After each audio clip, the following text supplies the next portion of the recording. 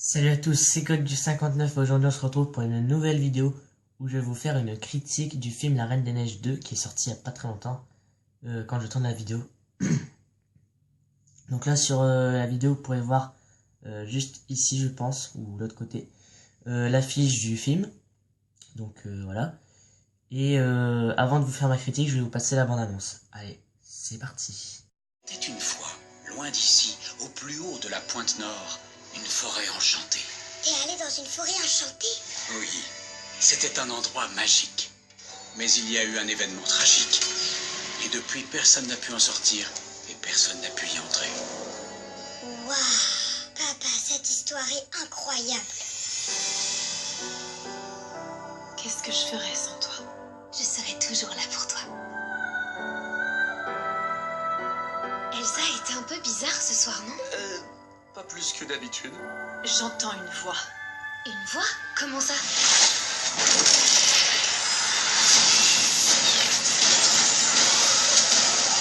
Courez vers la falaise! Je vais m'envoler! Je suis là! Arendelle n'est plus en sécurité. Essaie de savoir qui t'appelle. La réponse est peut-être là-bas. Je viens avec toi. Anna, non. Pardon, mais j'ai gravi la montagne du Nord, j'ai survécu au cœur de glace et je t'ai sauvé de mon ex-fiancé, alors je t'accompagne, c'est tout. Moi, j'ai pas peur. Mais où est-ce qu'on est là? Comment êtes-vous entré? La brume s'est levée pour nous. C'est impossible. Où avez-vous appris la magie?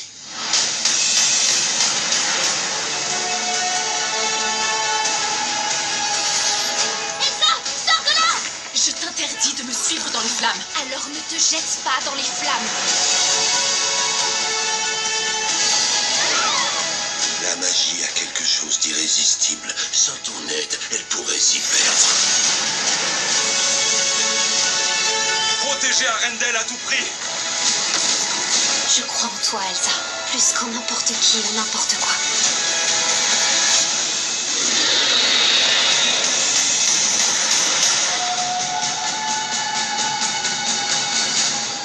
J'ai une question.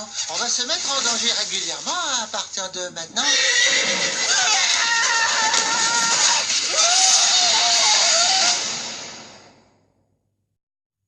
Voilà, donc là je viens de vous passer la bande-annonce du coup de La Reine des Neiges 2.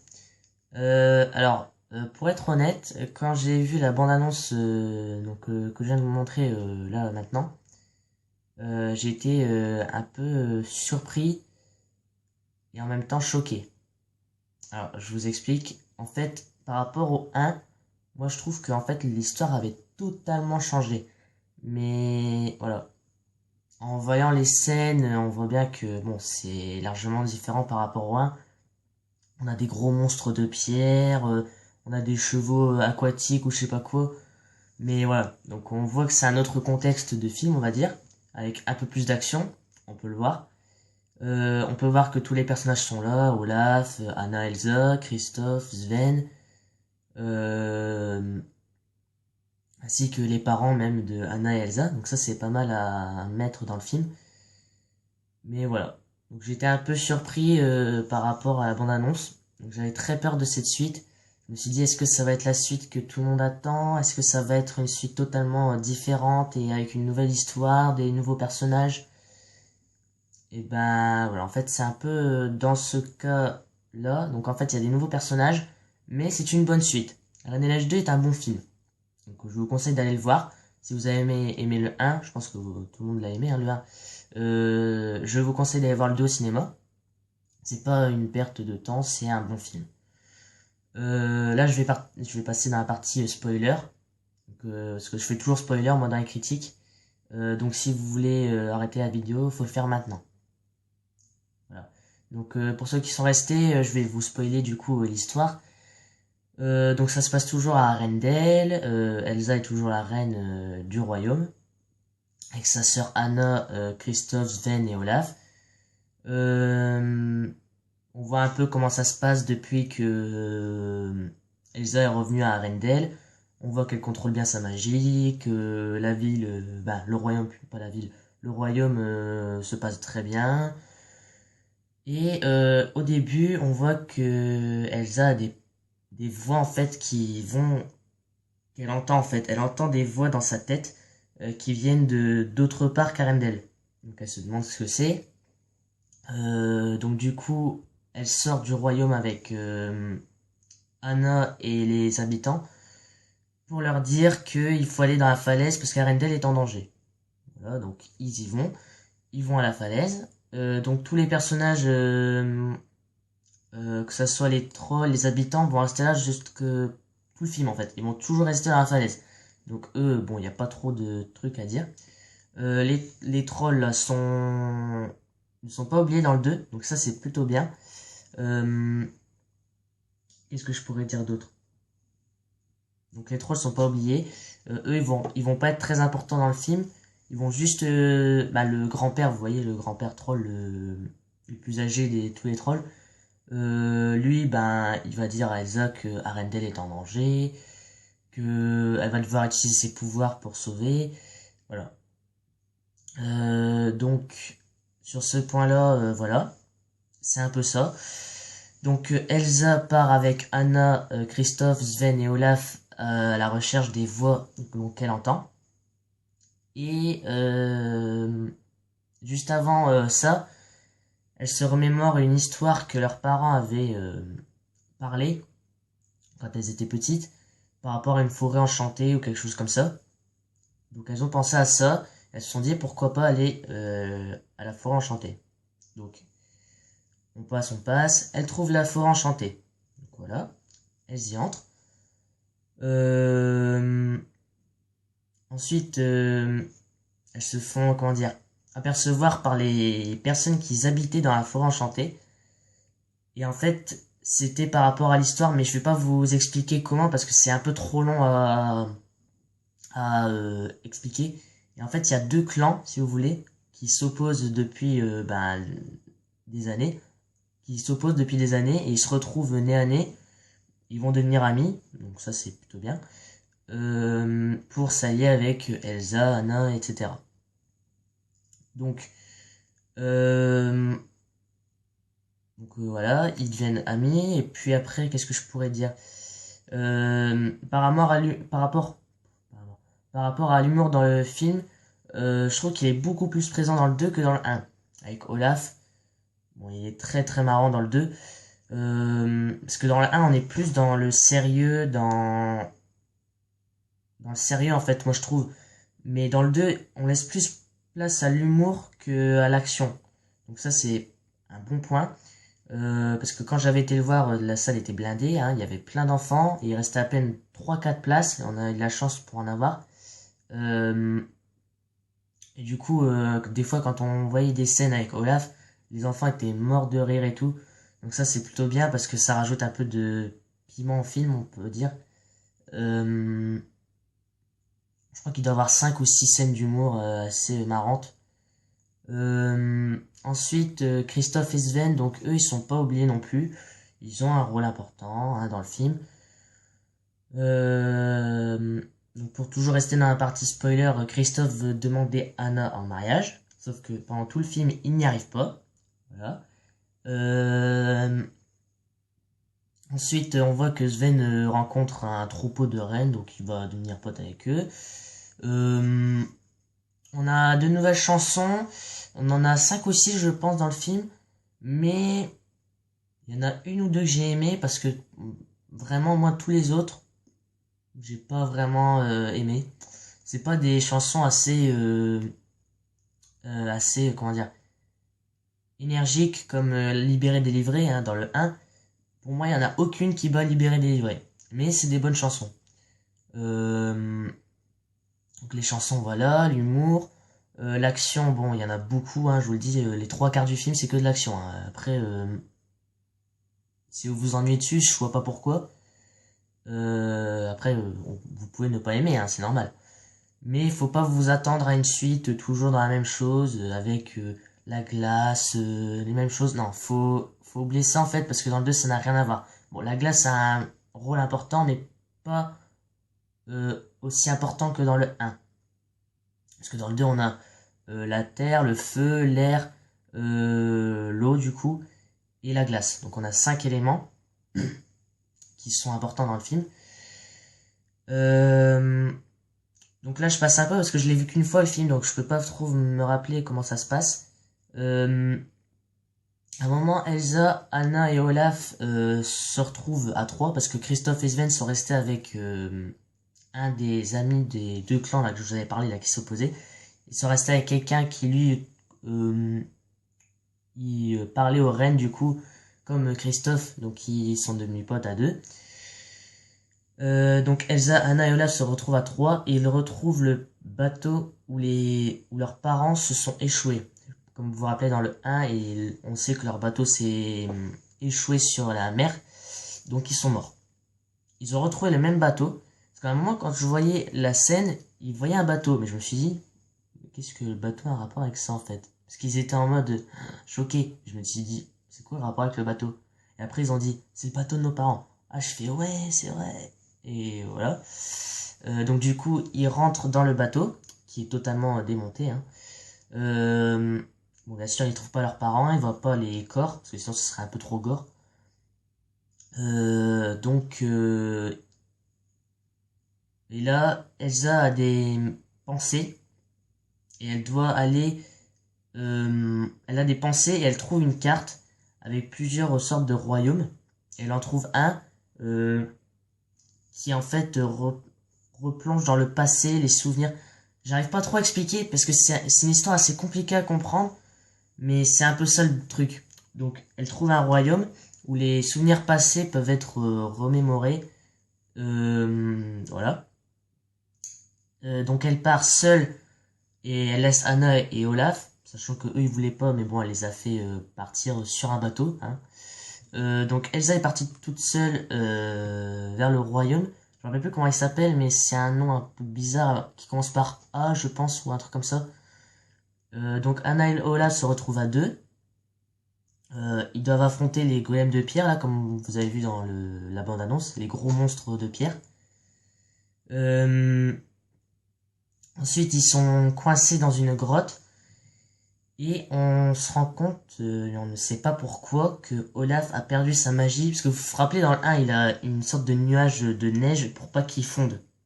Et ben dans le 2, en gros, si vous voulez, il perd la magie qu'Elsa lui avait donnée, et ils font. Donc on perd Olaf à ce passage-là. Je me suis dit, j'espère qu'il va pas crever, parce que sinon ce serait catastrophique le film. Donc à partir de là, on le voit plus. Donc Anna se retrouve toute seule dans la grotte. Elle réussit à sortir, voilà. Elsa, elle s'en sort assez bizarrement. Hein.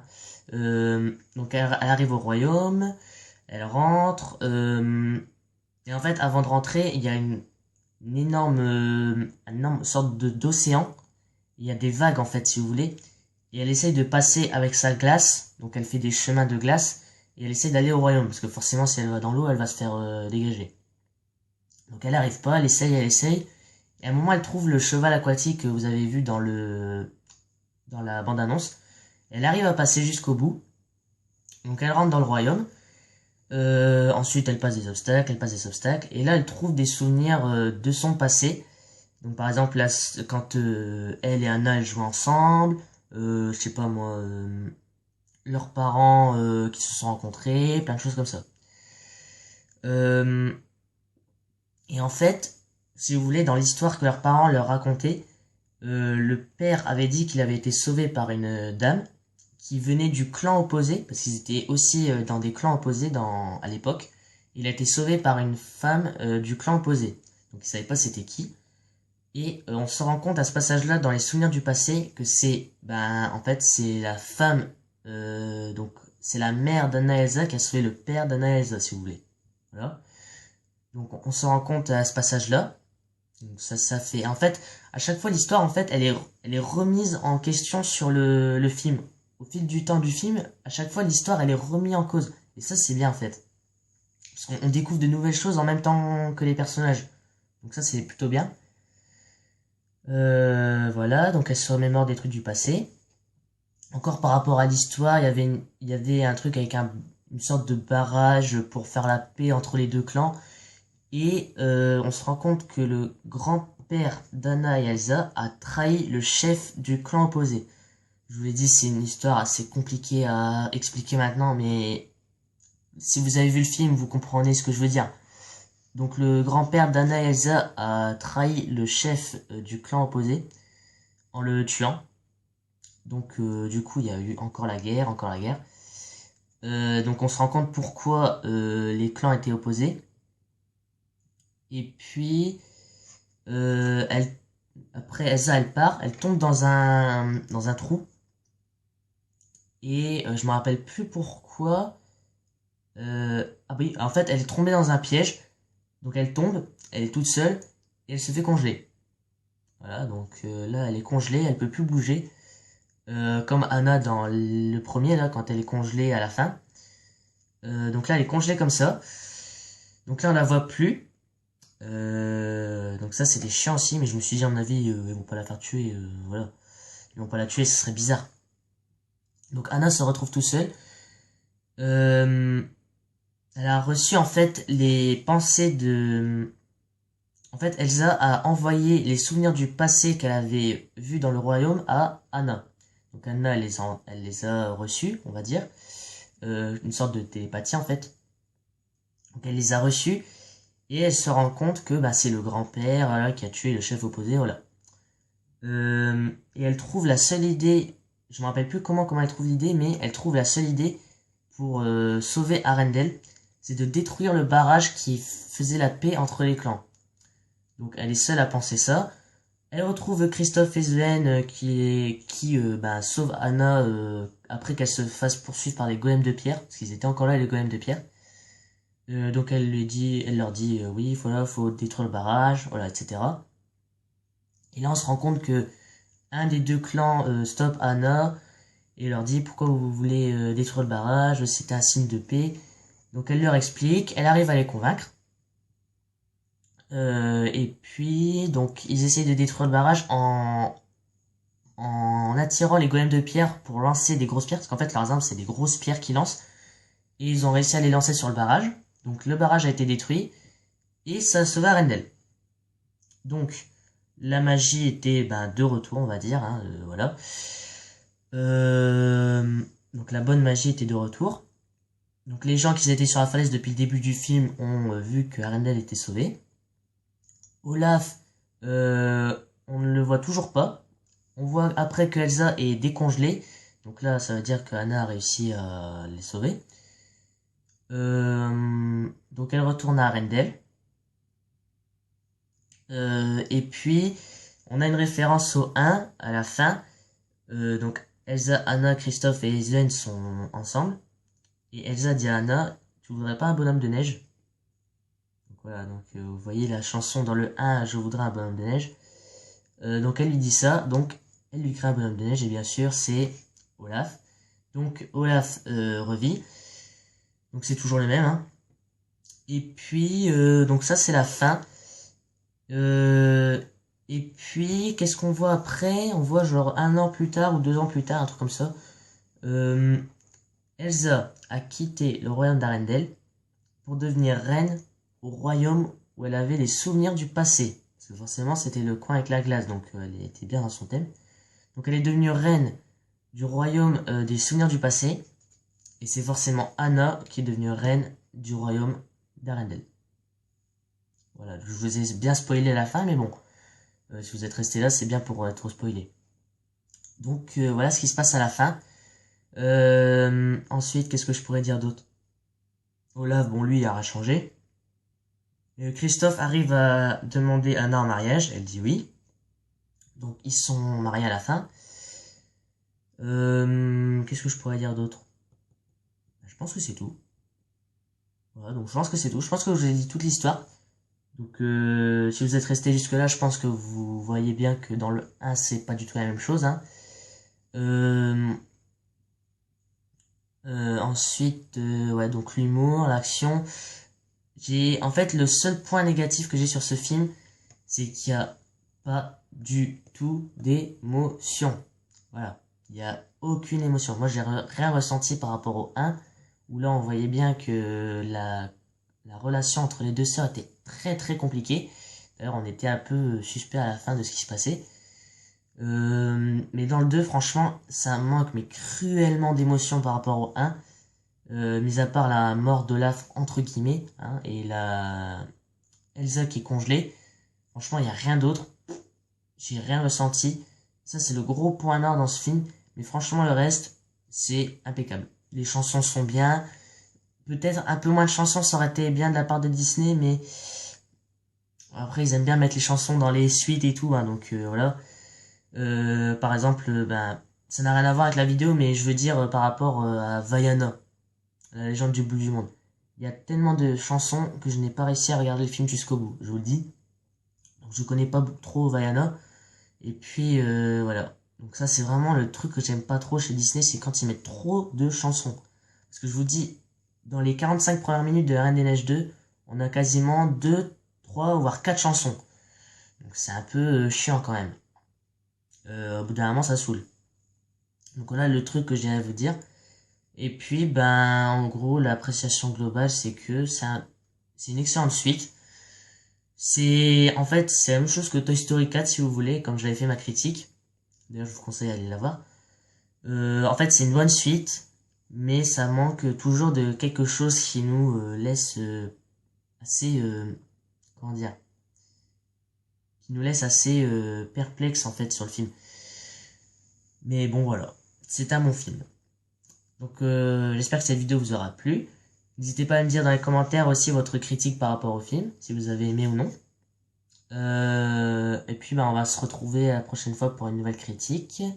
Je ne sais pas sur quel film je ferai, mais ce sera peut-être La Belle et le Clochard, parce que je l'ai vu au cinéma, qui est déjà sorti apparemment, hein, parce que ça a été très très vite pour le sortir, La Belle et le Clochard, j'ai remarqué.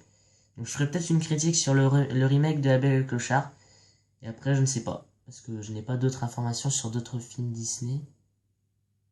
Je suis en train de penser, mais non, je le vois pas. Donc en tout cas, j'espère que cette vidéo vous aura plu. Si c'est le cas, n'hésitez pas à lâcher un pouce bleu et à vous abonner à la chaîne. Ciao!